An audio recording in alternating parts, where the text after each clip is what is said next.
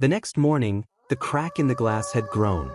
It was thin as a hair but longer now, running halfway up the front of the case like something underneath had pushed gently overnight.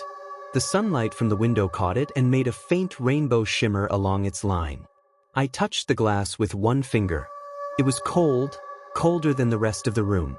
"Mark," I called softly. He was sitting at the table, watching the footage from last night on his laptop. He stood and came over.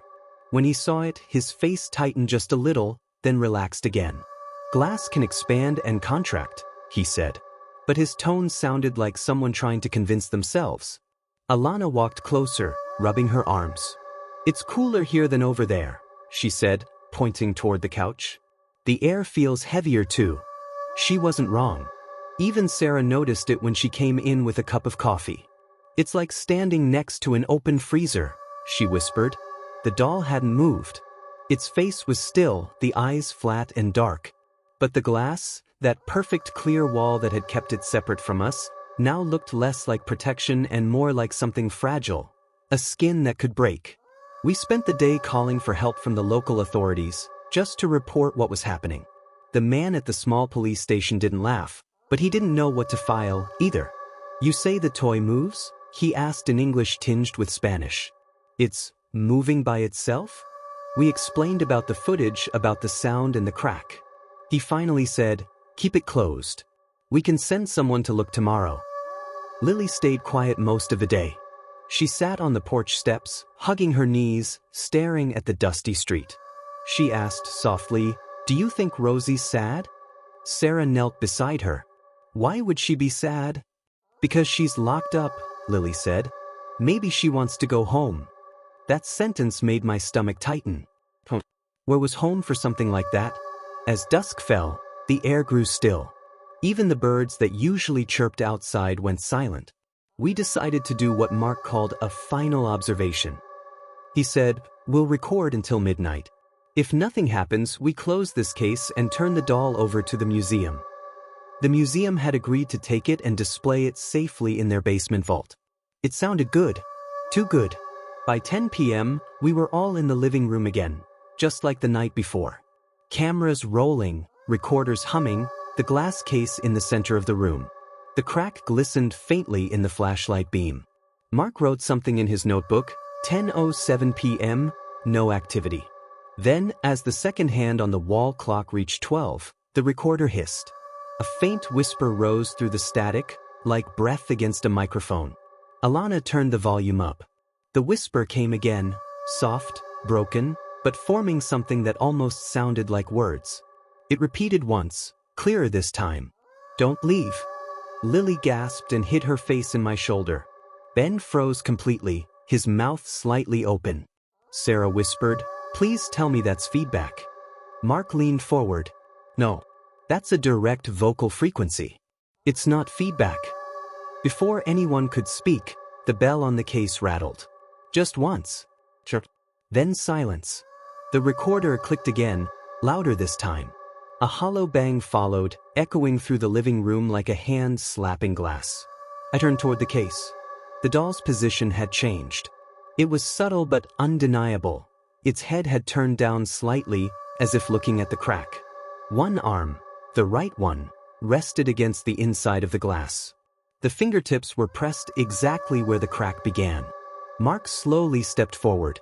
"Don't touch it," Alana said, her voice trembling. "Mark, please don't. I just want to see if..." Before he could finish, the case popped. The crack split open another inch. The sound was sharp and clean. The temperature dropped instantly, like someone had opened a window in winter. The recorder screeched, a burst of high static that made everyone flinch. Then came a small, wet sound, like a sigh mixed with a sob, and the doll's head snapped upward. Its face was now level with ours, and for the first time, the glass fogged completely, hiding its features. Alana screamed, "Step back!" She reached for Lily, who was crying softly now. Sarah grabbed Ben and pulled him toward the door. I stayed rooted, staring at the glass. Behind the fog, the doll's silhouette moved slightly, one shoulder shifting, then the other, slow and deliberate. Mark's camera fell from his hand and hit the floor. The sound startled everyone. I rushed forward, grabbed his arm, and pulled him back just as the glass shattered. The noise was deafening. The bell on top fell and rolled across the tile, ringing over and over as pieces of glass scattered like rain. The doll didn't fall. It just stood there, upright on the table, free now, its face tilted toward the ceiling light. The house fell silent. Even the ringing bell finally stopped. Mark's breathing was heavy. He whispered, "It's out." No one moved for several seconds. The camera near the couch was still recording, its red light blinking. Alana slowly raised her hand and said, "Nobody touch it." I swallowed hard and said, "We're getting out of here."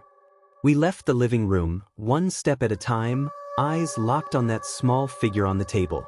The doll didn't follow, didn't move, but every step away felt like a mistake, like turning your back on a shadow that might suddenly get closer. Outside, the air was warm again. Crickets had started chirping.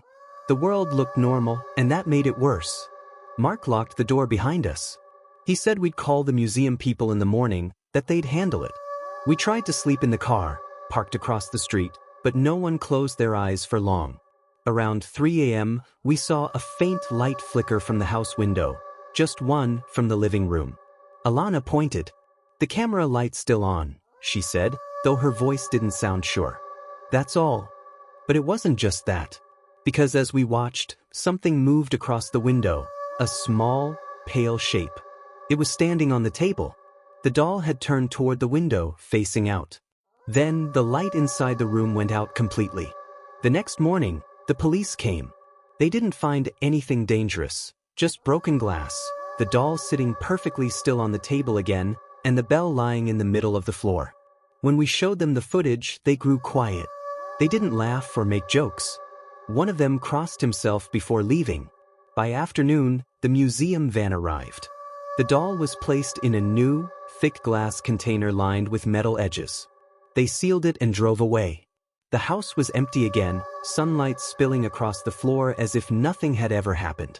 That night, as we packed our bags to leave town, my phone buzzed. A new motion alert from the security app. The timestamp read 7:42 p.m. The footage showed the living room, empty now, except for one thing. The doll was gone. The glass case stood open. The chain on the front door swung slowly, as if someone had just walked out. And from the far corner of the room, the recorder still sitting on the table picked up one faint whisper before the feed went black. "Thank you for letting me out."